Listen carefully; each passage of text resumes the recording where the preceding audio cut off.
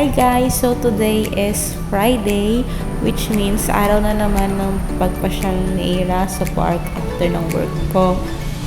So nung nag-start ako, sinasama ko talaga siya from morning hanggang hapon.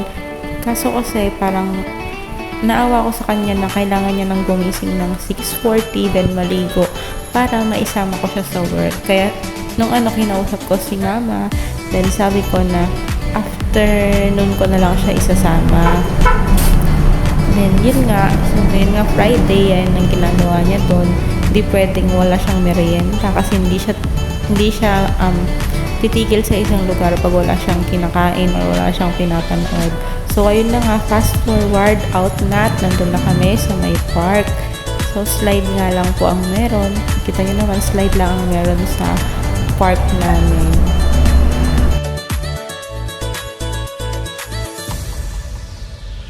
Since day off ko naman ng Saturday, kaya pinapasyal ko na siya sa park ng Friday.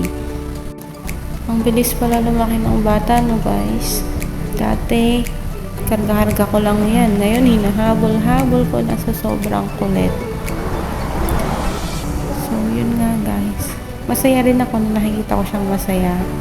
Kaso minsan talaga nagtatalo talaga kami kasi sobrang kulit niya.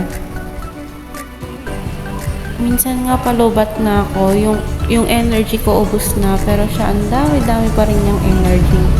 Pero mas okay naman yun guys, mas okay na nakikita natin, lalo sa mga mamis dyan, di ba? Mas okay na nakikita natin na masigla at makulit yung bata kaysa tahimik tapos may lagnat. So yun nga guys, sobrang happy ko na nakikita kong happy yung anak ko. Hanggang dito na lang, bye bye!